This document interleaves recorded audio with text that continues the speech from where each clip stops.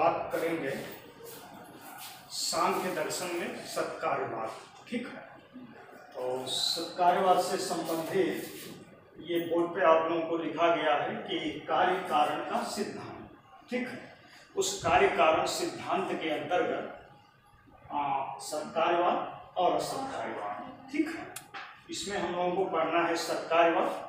तो इसको थोड़ा सा बोर्ड पे लिखते हैं कि कैसे क्या इसका है। जैसे सत्कार्यवाद जो है दो तरह का होता है, एक को परिणामवाद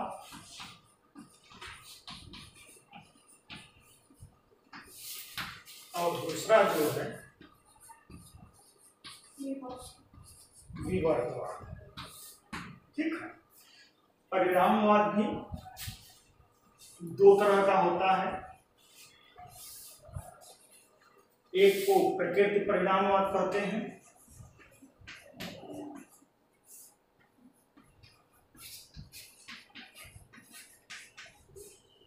प्रकृति परिणामवाद, और दूसरा जो है ब्रह्म परिणामवाद।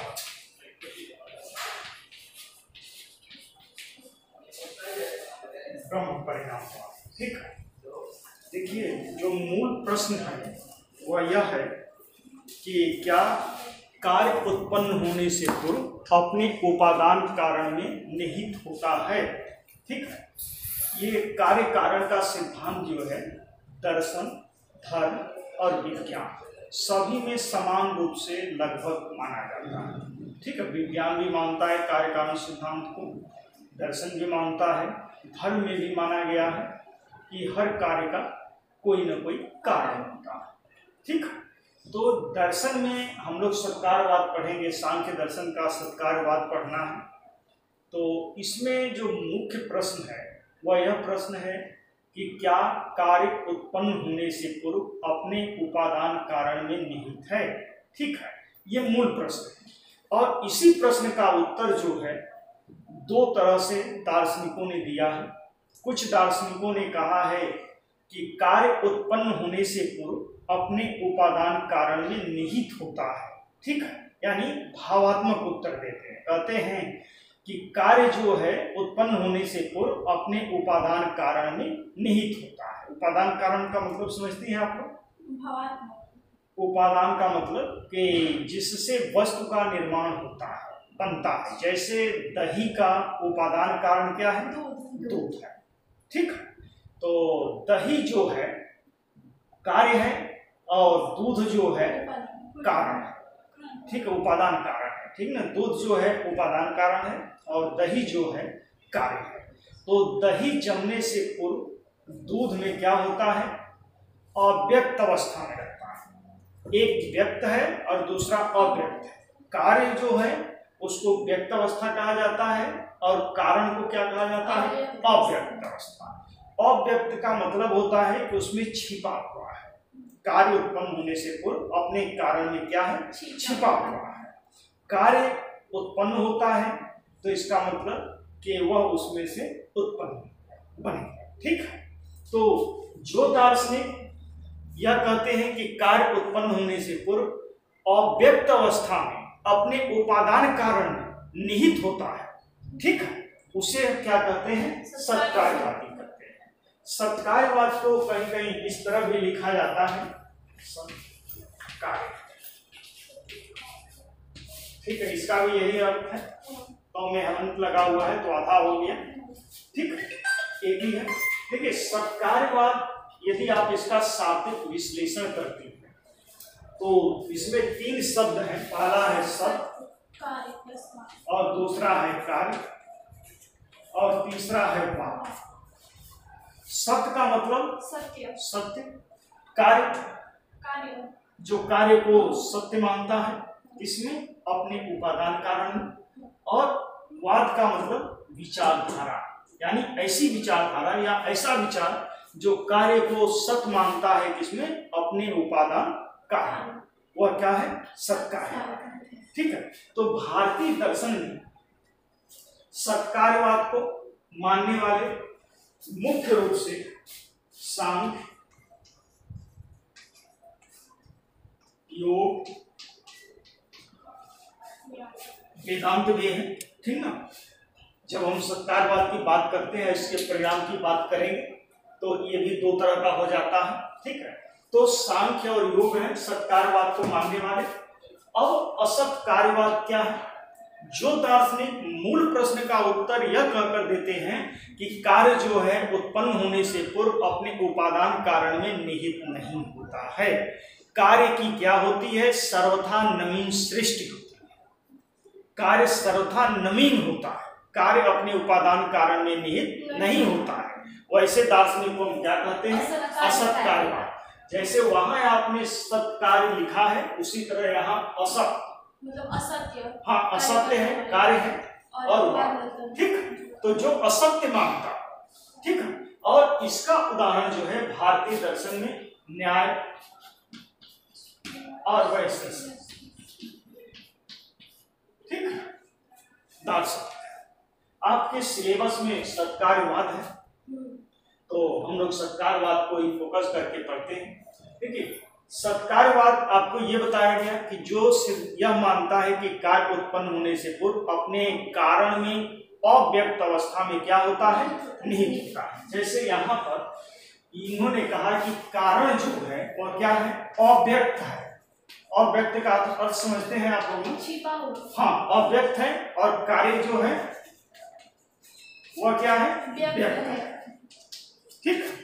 तो कार्य व्यक्तावस्था है और कारण जो है अव्यक्तावस्था है। तो कार्य उत्पन्न होने से पूर्व अपने उपादान कारण में निहित होता है। जो दार्शनिक विश्वास करते हैं या मानते हैं उसे हम सत्कार्यवादी कहते हैं।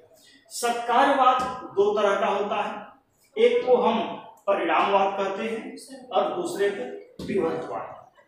देखिए परिणामवाद वह दार्शनिक विचारधारा है जो यह मानकर चलता है कि कार्य जो है पूरी तरह कारण में रूपांतरित हो जाता है, बदल जाता है। उसे हम क्या कहते हैं? परिणामवादी। यानी कार्य किसका परिणाम है? कार्य का। दूध दही किसका परिणाम है? दूध का, ठीक ना। तो ऐसे दार्शनिक क्या कहलाते हैं? परिणामवादी। परिणामवाद भी दो तरह का होता है। पहला जो होता है प्रकृति परिणामवाद होता है और दूसरा जो होता है ब्रह्म परिणामवाद होता है। प्रकृति परिणामवाद के पोषक जो हैं भारतीय दर्शन में सांख्य और योग को बताया गया है। कौन कौन से हैं? सांख्य दर्शन आप कह सकते हैं, ठीक है। यानी इसके प्रकृति परिणामवाद को मानने वाला कौन है? सांख्य दर्शन। क्यों मानता है? आपको बताया गया है कि सांख्य के द्वैतवादी विचारधारा में एक पुरुष है और दूसरा प्रकृति है।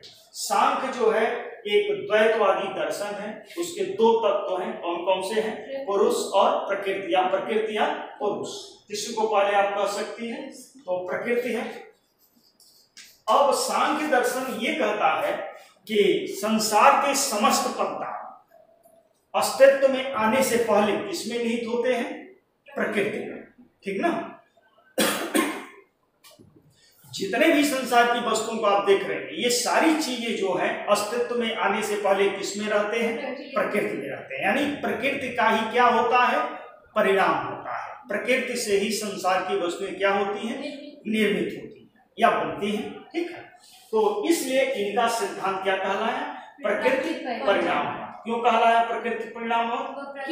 से ही हाँ, मतलब दूसरे चीज में हाँ, क्योंकि प्रकृति ही क्या होती है? संसार की वस्तुओं के रूप में परिवर्तित होती है, ठीक ना। इसलिए इनका सिद्धांत जो है प्रकृति परिणामवाद कहलाता है, ठीक। ये स्पष्ट हुआ आप लोगों को। दूसरा जो है ब्रह्म परिणामवाद है। ब्रह्म परिणामवाद के पोषक जो है भारतीय दर्शन में विशिष्टाद्वैत का रामानुजाचार्य, विशिष्टाद्वैत दर्शन के प्रवर्तक जो हैं रामानुजाचार्य। रामानुजाचार्य का नाम सुना होगा आप लोगों ने?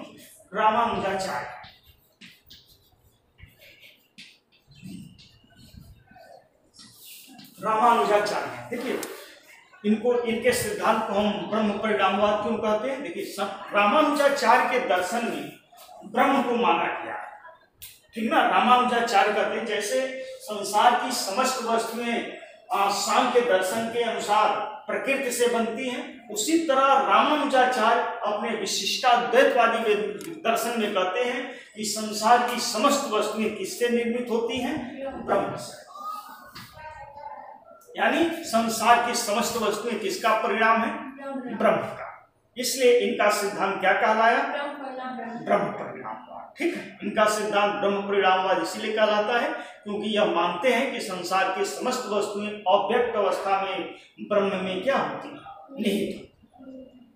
ठीक, तो इसलिए इनका सिद्धांत जो है ब्रह्म परिणामवाद कहलाता है।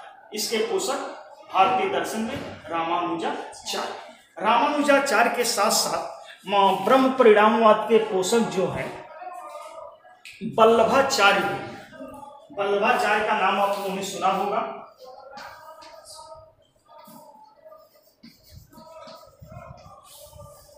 वल्लभाचार्य भी ब्रह्म परिणामवाद को ही मानते हैं, यानी ब्रह्म का ही परिवर्तन क्या होता है? संसार की वस्तुओं में।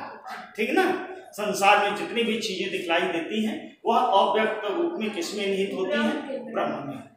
ठीक ना, तो ये आपको समझ में आ गया होगा। यहाँ पर ये चीज हम लोगों ने छोड़ रखा है। ठीक, ये चीजें हम लोगों ने क्या किया है? छोड़ रखा है। क्यों?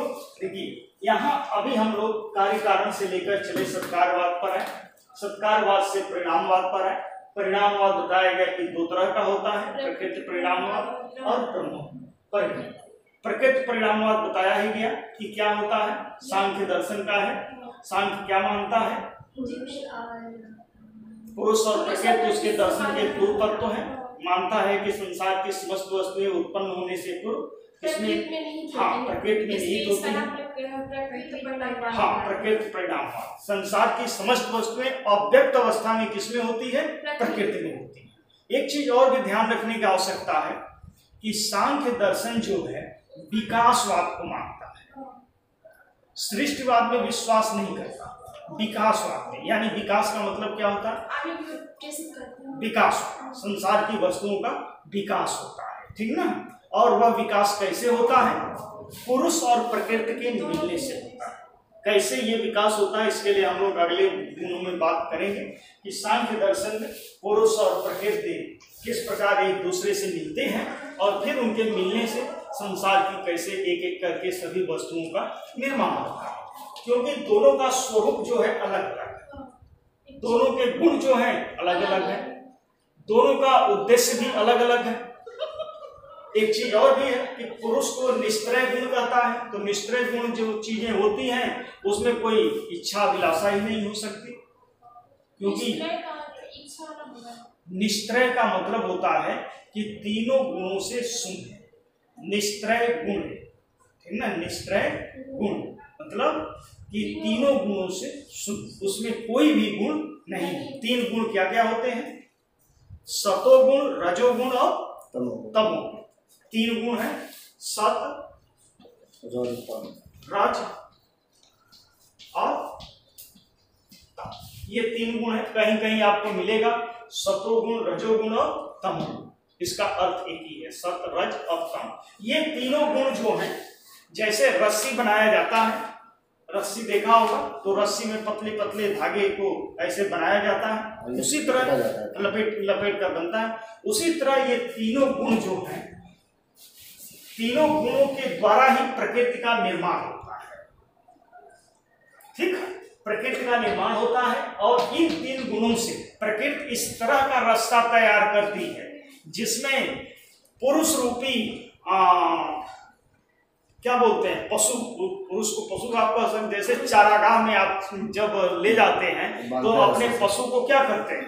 रस्सी से बांध देते हैं, खूंटा गाड़ देते हैं और खूंटे में अपने पशु को बांध देते हैं कि वो जितना चलना हो चल ले, फिर उसके बाद वो इधर उधर ना जाए जब आप। ठीक है, तो उसी तरह यहाँ क्या करता है, प्रकृति जो है, प्रकृति का निर्माण तीन गुणों से होता है, सतोगुण, रजोगुण। इसको तीन दे से भी आप कह सकते हैं। इससे बनते हैं रस्सी और जिसमें बांधा जाता है पुरुष। यानी पुरुष जो है इस संसार रूपी चारागाह में या इस प्रकृति रूपी चारागाह में बनता है। ठीक है, यद्यपि सांख्य दर्शन ये कहता है कि पुरुष का बंधन होता नहीं लेकिन अनुभव होता है। ठीक ना, कि हम बंधन ग्रस्त हो रहे हैं। ठीक है, क्योंकि हम समझ में नहीं आया। आप क्या? बोले ना कि सतरस का मतलब बनता है और उसे बांधा जाता है माने पुरुष, तो क्या बनता है हमको कुछ थोड़ा यहाँ पे समझ सकते हैं? हमने बताया ना कि जैसे रस्सी का निर्माण रेशों से करते हैं, तो उससे क्या बांधते हैं? वस्तु, किसी भी चीज को बांध सकते हैं, किसी भी चीज को बांध सकते हैं। हमने उदाहरण दिया कि जैसे रस्सी से हम पशु को बांधते हैं, आमतौर पर रस्सी का निर्माण पशु को क्या बांधने के लिए होता, करते ही हैं। तो जिस तरह पशु को हम चारागाह में बांध कर रखते हैं कि कहीं इधर उधर न बहे, उसी तरह सांख्य दर्शन में प्रकृति का निर्माण जो है इन 3 गुणों रूपी रेशों से होती है। ये प्रतीकात्मक है, मतलब कहने में है, समझने में है। वास्तविकता क्या है वो हम नहीं देख पाते, आप भी नहीं देख पाएंगे, कोई नहीं देख पाता। अनुभव बस। हाँ, ये अनुभव कर सकते हैं कि ये 3 गुणों का निर्माण, इन 3 गुणों के विषय में जब हम आगे पढ़ाएंगे कि 3 गुणों का क्या स्वरूप है, ठीक ना, तब थोड़ी सी और बात आपको समझ में आएगी। देखो, संसार की जितनी भी वस्तुएं हैं, चाहे वो जड़ हो या चेतन हो, सभी चीजें त्रिगुणात्मक है। त्रिगुणात्मक कहने का मतलब कि 3 गुणों से वह बनी हुई है। हर एक चीज में ये तीनों गुण हैं। हर एक वस्तु में ये तीनों गुण हैं। अब जिस गुण की अधिकता होती है जिस वस्तु में, उस व्यक्ति का स्वभाव वैसा होता है। जैसे यहाँ पे ही जितने लोग बैठे हैं, कोई जरूरी नहीं है कि सभी में सतोगुण की प्रधानता हो, सभी में रजोगुण की प्रधानता हो या तमोगुण की प्रधानता हो। किसी में तमोगुण की प्रधानता होगी, किसी में रजोगुण की प्रधानता होगी, तो किसी में सतोगुण की प्रधानता होगी। जिस व्यक्ति में जिस गुण की प्रधानता होती है, उस व्यक्ति का कार्य व्यवहार जो है उस तरह का होता है। ठीक है, वो रस्सी से बांधने वाले के लिए तो कहानी हमको याद आ गया कि कहा जाता है कि हाथी जैसे है, बचपन से उसको बांध के रख रहा है, एक रस्सी में बांधा, खूंटा में बांध दिया छोटा बच्चा से, और जब धीरे धीरे बड़ा हो जाता है तो बड़ा होने के बाद उसको रस्सी से नहीं भी बांधे और तो उस जगह ले जा करके और झूठ मूठ का किला को छू दे, आदमी उसका पैर छू दे, तो रस्सी को अनुभव होता है कि हमको बांध दिया गया। और दिन भर वो उसी जगह खड़ा रहता है, जबकि बंधा हुआ नहीं है। और वो चाहे बंधा हुआ भी रहे और चाहे तो वो रस्सी को खींच कर कभी भी तोड़ सकता है। लेकिन वो बचपन में उसने प्रयास किया है तोड़ने का और नहीं तोड़ पाया था, तो अब वो प्रयास भी नहीं करता है। जबकि वो बड़े मन में आ गया ये बात कि हम तोड़ नहीं पाएंगे या हमारे लिए है ये बंधा हुआ, हमको इसी की परिधि में रहना है। ऐसे ही पुरुष है, हाँ, तो बंध नहीं सकता है, हाँ, लेकिन बंधा हुआ महसूस करता है। ठीक ना, क्योंकि वो तो निष्ठय गुण है, उसमें तीनों गुणों का अभाव है। ठीक ना, ये गुण या जो प्रकृति पैदा करते हैं, प्रकृति मीन्स यहाँ नेचर से मैं बात कर रहा हूँ, जबकि सांख्य दर्शन में प्रकृति का अर्थ नेचर नहीं है। ठीक ना, प्रकृति वहाँ नेचर नहीं है, लेकिन हम थोड़ा सा हट कर उससे बात कर रहे हैं, नेचर की बात करते हैं कि व्यक्ति के स्वभाव की बात। तो देखा होगा कि हर व्यक्ति का स्वभाव अलग अलग होता है। कोई उग्र स्वभाव का होता है, कोई सात्विक प्रवृत्ति का होता है, कोई झगड़ालू प्रवृत्ति का होता है। तो आखिर इसके कारण क्या? कभी मन में आया होगा ना विचार कि इसके कारण क्या हो सकते हैं? तो इसके कारण जो है यही तीनों गुण है। जिस गुण की जिस व्यक्ति में अधिकता होगी, उस व्यक्ति का स्वभाव जो है उसी तरह का होगा। ठीक, तो ये बता रहा था कि ये तीनों गुण प्रकृति का निर्माण करते हैं और प्रकृति से ही संसार की समस्त वस्तुएं निर्मित। अब हम आते हैं विवर्तवाद। देखिए, यहाँ आपको ये बताया गया है कि विवर्तवाद भी जो है सब कार्यवादी ही है। कार्य को ये मानता है कि अपने उपादान कारण में निहित होता है, लेकिन वह परिणामवाद को नहीं मानता। परिणामवाद यह मानता है कि कार्य जो है पूरी तरह कारण का रूपांतरण है, या कह सकती है कि कारण जो है पूरी तरह कार्य में क्या होता है, रूपांतरित हो जाता है, परिवर्तित हो जाता है। जैसे यहाँ आपने देखा कि प्रकृति रूपांतरित होकर प्रकृति रूपांतरित हो जाती है, यहाँ देखा कि ब्रह्म जो है रूपांतरित हो जाता है। यह जो विवर्तवाद का सिद्धांत है आचार्य शंकर का है। इसके पोषक कौन है? शंकराचार्य या शंकर। शंकराचार्य के दर्शन में ये कहा जाता है कि ब्रह्म सत्यम जगत मिथ्या ब्रह्म जीवः नापरः, यानी ब्रह्म एकमात्र सत्य है, त्रिकाला बाधित सत्ता है। तो आप जानती हैं कि जब ब्रह्म परम सत्य है तो फिर ब्रह्म का रूपांतरण संसार की वस्तुओं में कैसे हो सकता है, जबकि जगत क्या है? मिथ्या है। यानी ब्रह्म सत्य है और जगत मिथ्या है, तो ब्रह्म का रूपांतरण असत्य में कैसे हो सकता है? नहीं हो सकता ना। हमको क्या होता है? रूपांतरित होते हुए आभास होता है, भ्रम होता है। भ्रम हो, एक तरह से आप भ्रम कह सकते हैं कि हमको ये भ्रम होता है कि ब्रह्म का रूपांतरण हो रहा है, लेकिन वास्तविक नहीं है, यह आभासी है। कैसे है? जैसे हम अपने आंखों के नीचे के हिस्से को दबा कर देखें तो इसमें दो ट्यूबलाइट दिखाई देंगे, देता है ना, लेकिन एक ही सत्य है और एक क्या है? उसी का आभास है। जो ओरिजिनल है, मुख्य है, उसका क्या है? आभासी है।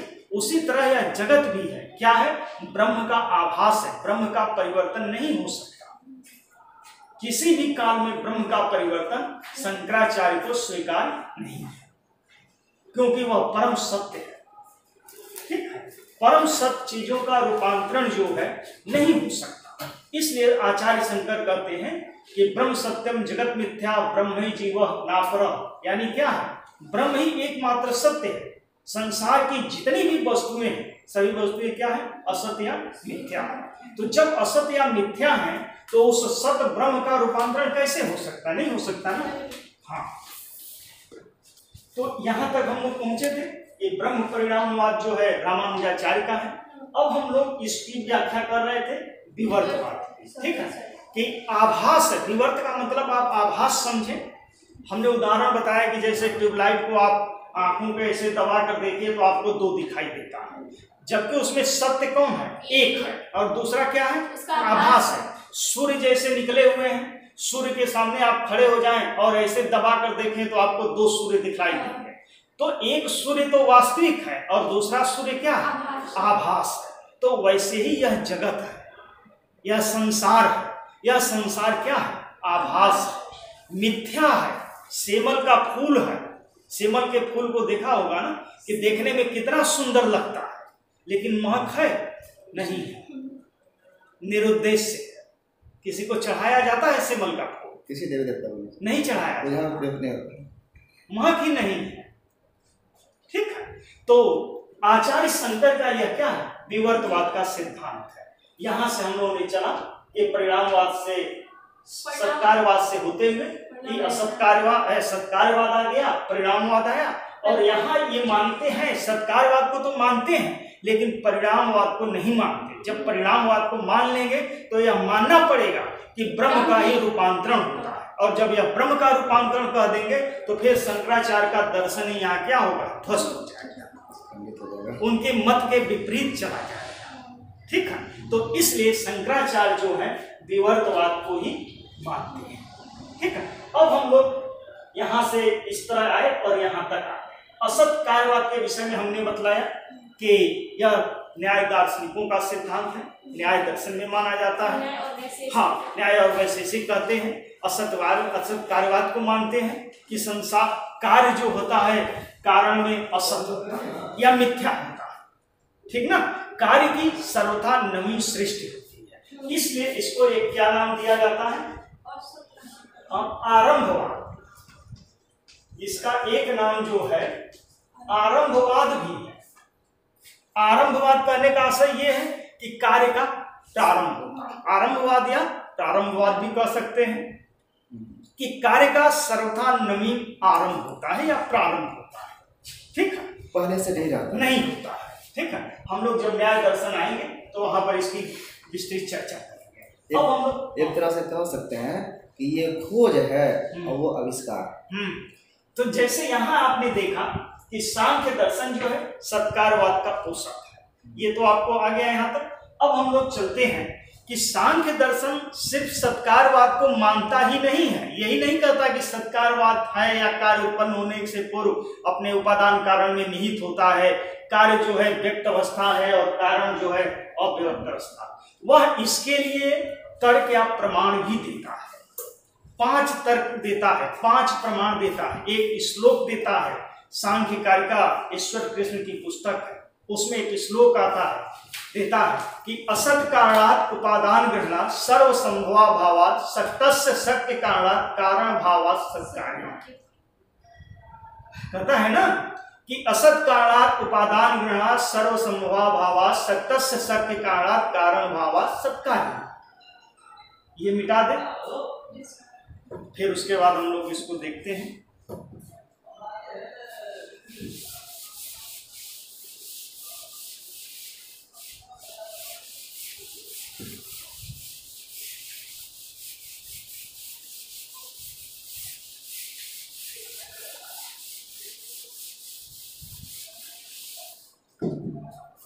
कहता है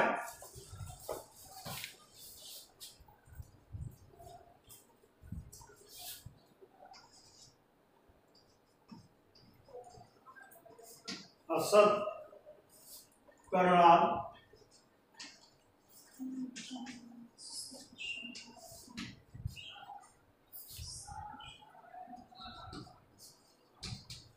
उपादान ग्रहणात्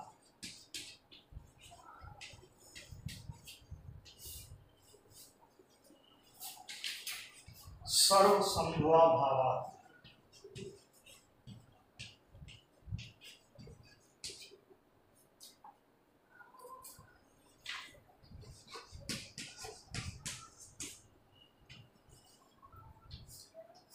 सर्व संभवा भावात्, ठीक है, सत्तस्य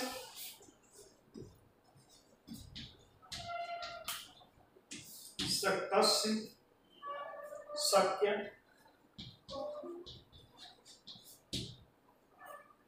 कारणात्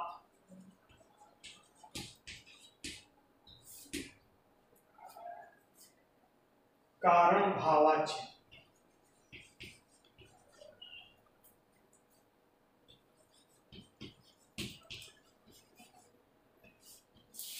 कारण भावाचे सत्कार्य।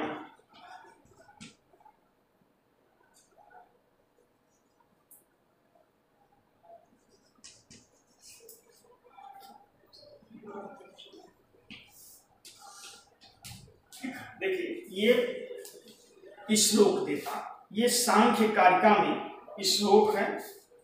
और सांख्य का कभी कभी ये पूछा जाता है आपसे कि सांख्य कारिका पुस्तक के लेखक कौन है, किसकी है? सांख्य दर्शन से संबंधित है, लेखक कौन है? ईश्वर कृष्ण। उसमें हमने बताया था कि कितनी कारिका है? 5। हाँ, कारिका बहुत है। हाँ, हम लोग एक दिन चर्चा किए थे, ठीक ना।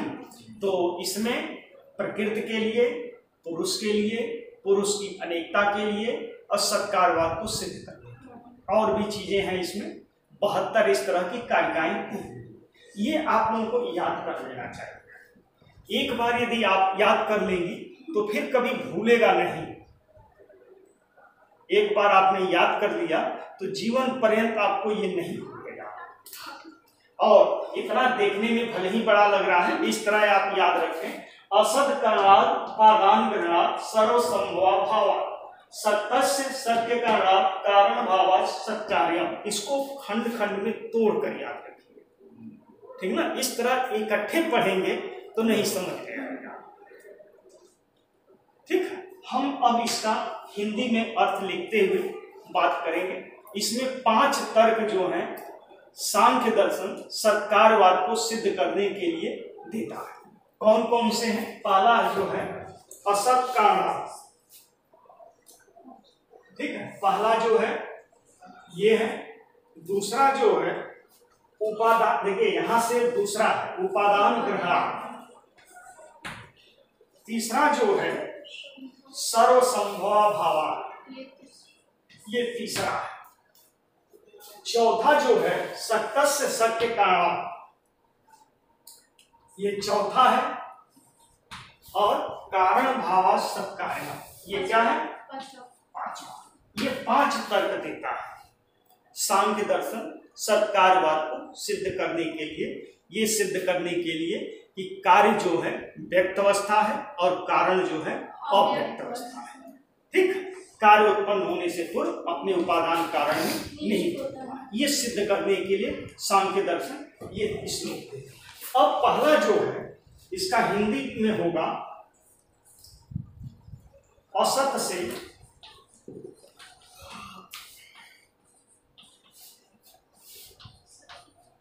सत की उत्पत्ति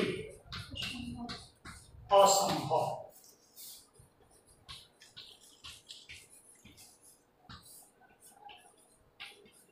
ठीक है, पहला तर्क देता है असत कारणात्।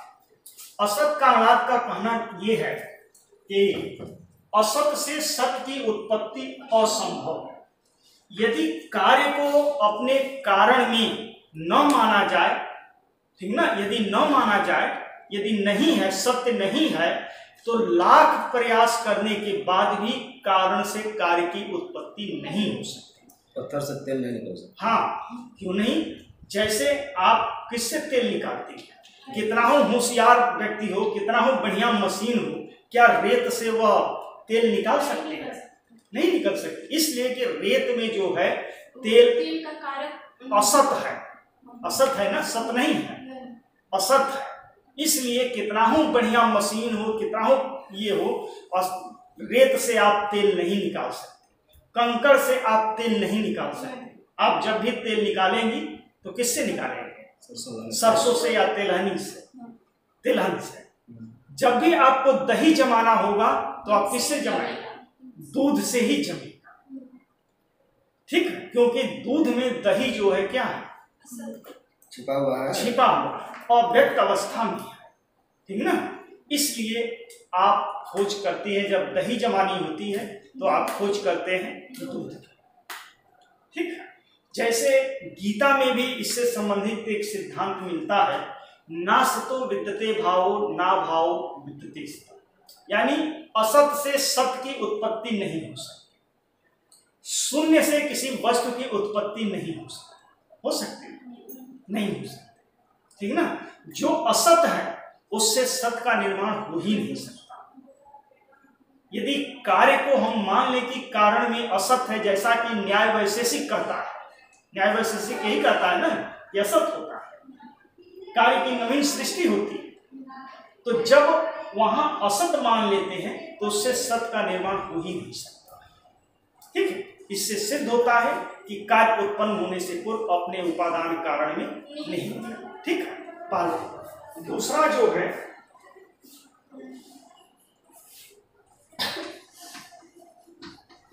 उपादान कारण की आवश्यकता।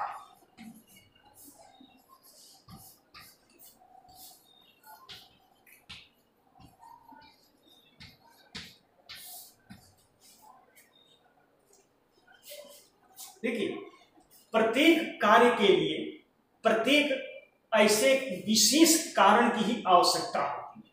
जैसे आपको जब दही जमानी होती है तो आप उसके लिए विशेष कारण की खोजते हैं। विशेष कारण क्या है? जमन लेते हैं, जमन भी कर सकते हैं और दूध भी कर सकते हैं। ठीक ना, विशेष कारण, उपादान कारण की मैं बात कर रहा हूं, यहाँ लिखा हुआ है उपादान कारण। तो दही जमाने के लिए हम ऐसे उपादान कारण की खोज करते हैं जिसमें वह सत होता है। ठीक ना, आप जानते हैं कि जब भी दही जमेगी वह दूध से ही जमेगी। तेल आपको निकालना होता है तो उसके लिए आप सरसों की खोज करते हैं, क्योंकि आप जानते हैं। तो इसका ये आशय होता है कि विशेष कार्य की उत्पत्ति विशेष उपादान कारण से ही हो सकती है, सभी चीजों से नहीं हो सकती। ठीक है, और इससे सिद्ध होता है कि कार्य जो है उत्पन्न होने से पूर्व अपने उपादान कारण में क्या होता है? निहित होता है। ये लिखा भी है उपादान। ठीक, तीसरा जो है सभी कार्य सभी कारणों से,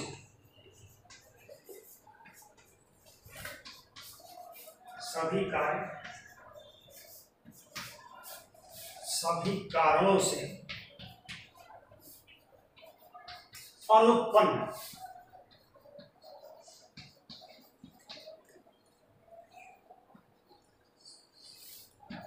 देखिए इसका मतलब है कि हम विशेष कार्य के लिए ऊपर बताया ही गया है कि विशेष कारण की खोज करते हैं, और यदि ये मान लिया जाए कि कार्य उत्पन्न होने से पूर्व अपने उपादान कारण में निहित नहीं होता, तो क्या होगा कि सभी कार्य जो है सभी कारणों से उत्पन्न होने लगेंगे। पानी से दही जमने लगेगा, रेत और कंकड़ से तेल निकलने लगेगा, लेकिन क्या ऐसा संभव है? नहीं, उत्पन्न नहीं। यहाँ अनुत्पन्न लिखा हुआ है कि सभी कार्य सभी कारणों से अनुत्पन्न नहीं उत्पन्न हो सकते। विशेष कार्य जो है विशेष कारण से ही उत्पन्न होता है। कुछ पूछना है? ठीक है। चौथा जो है, आपने देखा कि गेहूं का पौधा निकलता किससे है? गेहूं के बीज से। गेहूं के बीज से भी निकलेगा। ऐसा नहीं है कि गेहूं का पौधा जो है चने के बीज से निकल गया या धान के बीज से निकल गया। जब भी गेहूं का पौधा निकलेगा तो गेहूं के ही बीज से निकलेगा, अन्य किसी बीज से नहीं निकलेगा। आम का पौधा जब भी निकलेगा तो आम के बीज से ही। सर कभी कभी खजूर के पेड़ पर पीपल का पेड़ निकल जाता है। हाँ, तो उसका कारण है ना कि जो पक्षी हैं वो बीज लेकर के ऐसे। हाँ, आप लोग जानते हैं इस चीज को। ठीक है, आप लोग जानते हैं, तो इसका उत्तर देना आवश्यक नहीं है कि हाँ। चौथा जो है, सत्तस्य सत्य कारण, सामर्थ्य होने पर ही उत्पत्ति।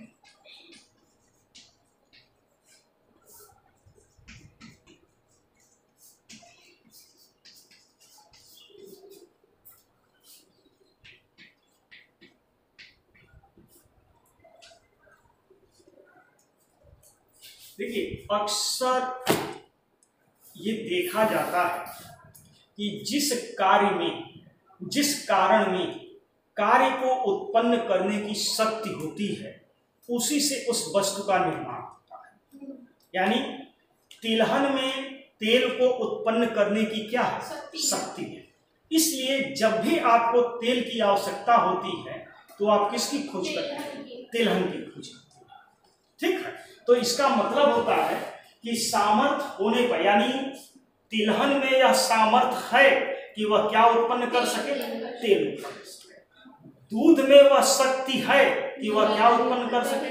दही जमा सके। पौधे बीज में वह शक्ति है कि वह पौधा उत्पन्न कर सके। दूध को अगर हम फाड़ दिए हाँ, तब नहीं, दही नहीं होगी। यानी उसके सामर्थ्य शक्ति को हमने नष्ट कर दिया, इसलिए वो दही जमने योग्य नहीं रहा, उससे नहीं हो सकता। वो तो उसका विकृत रूप आ गया ना, उसको हमने उसकी सामर्थ्य को समाप्त कर दिया, उसका स्वरूप ही बिगाड़ दिया। ठीक ना। पांचवा जो है, कार्य और कारण में अभेद।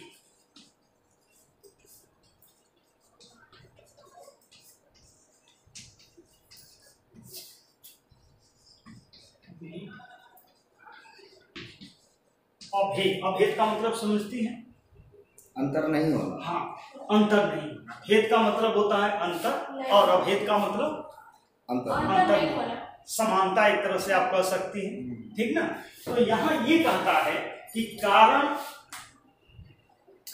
भावाश्य कारण और कार्य और कारण में अभेद का संबंध है या अभेद। लेकिन ये कैसे है सर? सरसों और तेल एक ही कैसे? दही और दूध एक ही कैसे?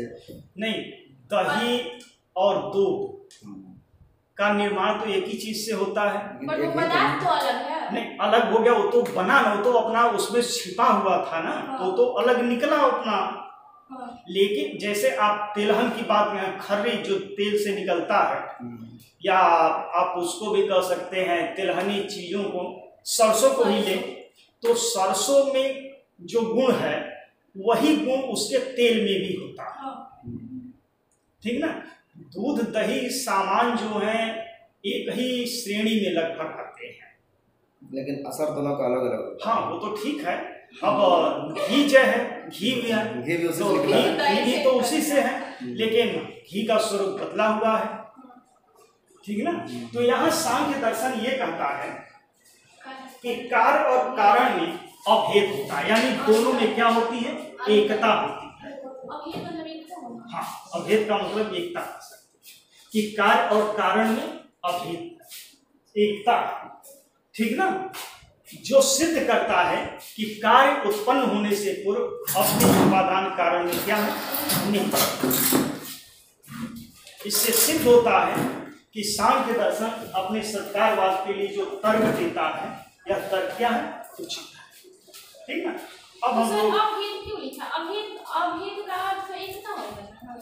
एक भेद का मतलब कि अंतर, जैसे किसी चीज में कहो कि इसमें इन दोनों में ये भेद है, भेद का मतलब कि अंतर हो गया, और अभेद है, अभेद में दोनों एक है। बात समझ में आई। तो ये रहा सांख्य दर्शन का सत्कार्यवाद, ठीक है। अब हम लोग अगले टर्न पर देखेंगे कि सांख्य दर्शन में प्रकृति बताया जाए पहले, नहीं, प्रकृति पुरुष जो भी है किसी को भी पहले सिद्ध किया जा सकता है। तो अगले टर्न पे हम लोग बात करेंगे सांख्य दर्शन में प्रकृति ही लेते हैं, ठीक है, कि सांख्य दर्शन में प्रकृति का क्या स्वरूप है और प्रकृति की सत्ता को सिद्ध करने के लिए सांख्य दर्शन क्या तर्क देता है। जैसे आपने देखा कि यहाँ श्लोक तर्क देता है, उसी तरह सांख्य दर्शन प्रकृति की सत्ता को सिद्ध करने के लिए भी तर्क देता है, पुरुष की सत्ता को सिद्ध करने के लिए भी तर्क देता है। सांख्य और अद्वैत वेदांत में शंकराचार्य में मुख्य भेद ये है कि शंकराचार्य जो है एक तत्व को मानते हैं, अद्वैतवादी है, जबकि सांख्य दर्शन जो है द्वैतवादी है। सांख्य जो है पुरुष अनेक मानता है, पुरुष बहुत्व की बात करता है, जबकि शंकराचार्य एक मानते हैं, ठीक है। तो हम लोग अगले टर्म पर सांख्य दर्शन में प्रकृति क्या है और प्रकृति की सत्ता को सिद्ध करने के लिए सांख्य दर्शन क्या तर्क देता है, इस पे बात करेंगे, ठीक है।